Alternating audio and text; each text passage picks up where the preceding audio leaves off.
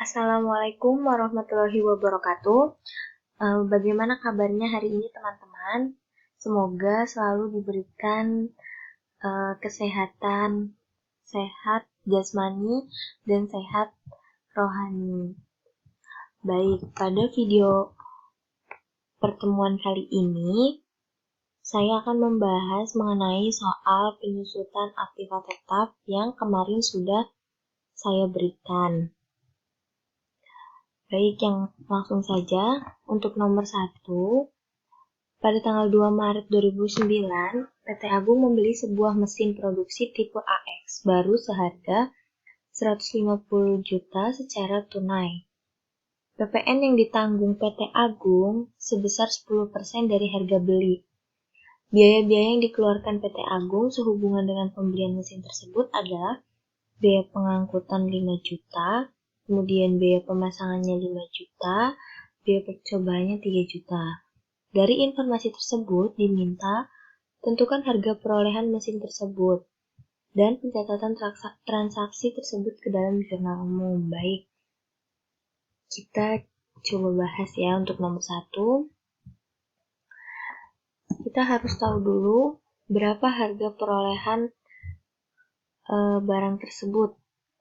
Harga belinya sebesar 150 juta, PPN-nya 10% dari harga beli, yaitu 15 juta. Kemudian biaya angkutan 5 juta dan biaya pemasangan 5 juta, biaya percobaan 3 juta.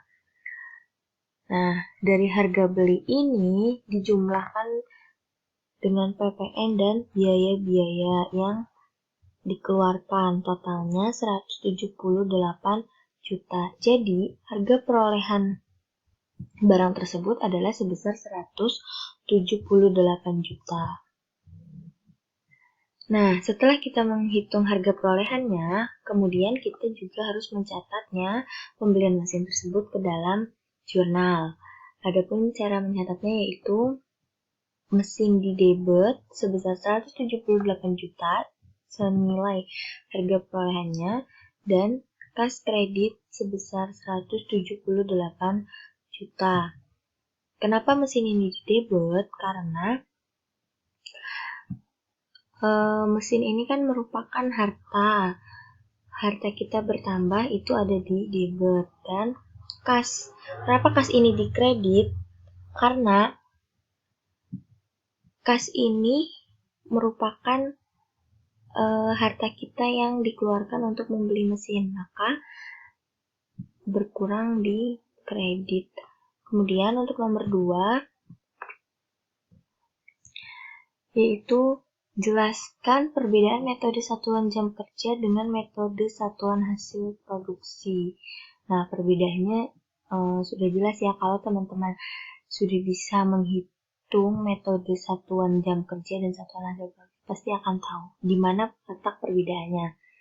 Untuk satuan jam kerja, depresiasinya itu ditentukan berdasarkan jam kerja yang dapat dicapai dalam periode yang bersangkutan. Kemudian dikalikan dengan tarif depresiasi per jam kerja yang telah ditetapkan. Sedangkan satuan hasil produksi ini penerapannya atau perhitungannya itu didasarkan pada faktor penggunaan. Jadi jelas perbedaannya yaitu pada faktor penggunaan dan ditentukan berdasarkan jam kerja. Untuk metode satuan hasil produksi, beban depresiasi ditentukan berdasarkan jumlah satuan produk yang dihasilkan dalam periode yang bersangkutan. Kemudian, untuk nomor 3, yaitu sebuah mesin dibeli seharga 23.500.000. Biaya pengangkutan, biaya pemasangan, dan biaya pengujian sebesar 3.500.000. Nilai sisanya ditaksir sebesar 2 juta.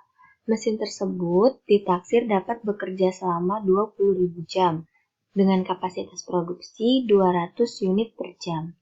Hitunglah besarnya beban penyusutan mesin tersebut apabila A. Menggunakan metode hasil produksi jika diketahui 2009 produk yang dihasilkan 1 juta unit. Kemudian, menggunakan metode jam kerja jika diketahui tahun 2009 mesin tersebut dipakai selama 3000 jam. Nah, untuk menghitungnya, kita harus mencari harga perolehannya terlebih dahulu. Harga belinya 23.500.000, kemudian ada biaya-biaya sebesar 3.500.000, maka harga perolehannya diperoleh sebesar 27 juta. Di sini juga dicantumkan nilai sisa dan taksiran mesinnya dapat bekerja itu selama 20.000 jam dengan kapasitas produksinya 200 unit. Jadi, 20.000 jam ini dikalikan dengan 200 unit per jam, maka 4 juta unit. Nah, untuk menghitung dengan metode satuan harga produksi, kita juga harus tahu dulu tarif penyusutannya berapa. Nah, untuk tarif penyusutannya yaitu harga perolehan dikurangi nilai residu dibagi dengan taksiran yang tadi kita sudah hitung, taksiran unit produksinya. Diperoleh hasilnya sebesar 6,25 rupiah. Setelah kita mencari tarif penyusutannya, maka dilanjutkan untuk mencari beban penyusutannya pada tahun 2009, yaitu 1 juta unit dikali tarif yang sudah kita cari tadi. Dari mana 1 juta unit ini? 1 juta unit ini dari produk yang dihasilkan pada tahun 2009. Sudah tercantum di soal. Kemudian dikalikan dengan tarif penyusutannya. Maka diperoleh angka senilai 6.250.000. Kemudian untuk metode satuan jam kerja, kita juga harus mencari tarif penyusutannya terlebih dahulu, yaitu harga perolehan dikurangi nilai residu dibagi dengan taksiran jam kerjanya. Diperoleh hasil senilai 1.250.000 per jam. Kemudian barulah mencari beban penyusutan pada tahun 2009, yaitu 3.000 jam dikalikan dengan tarifnya, maka mendapatkan hasil senilai 3.750.000. Kemudian lanjut untuk nomor 4.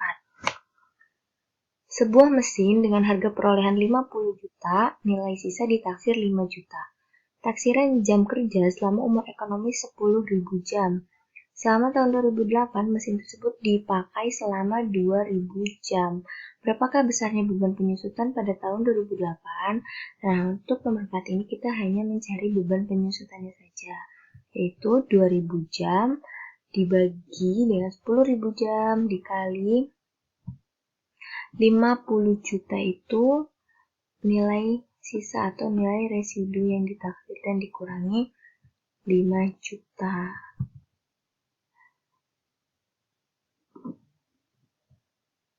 Kemudian hasilnya sebesar 9 juta. Nah, yang terakhir nomor 5. Pada tanggal 1 Januari 2008 dibeli sebuah mesin dengan harga perolehan 100 juta.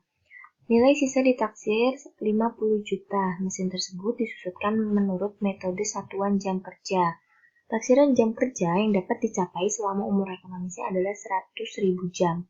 Berapakah tarif penyusutan tiap jam kerja? Ini kita hanya mencari tarif penyusutannya saja, yaitu dengan cara 100 juta dikurangi 50 juta dibagi dengan taksiran jam kerjanya 100.000 jam.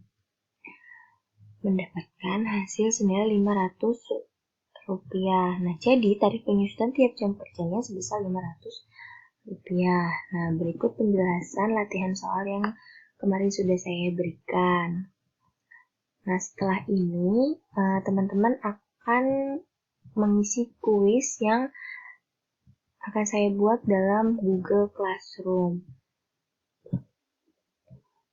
Jika ada yang ditanyakan, bisa ditanyakan melalui grup kelas atau WA. Sekian video penjelasan pembelajaran pembahasan soal pada pertemuan kali ini. Semoga bermanfaat. Kurang lebihnya saya mohon maaf.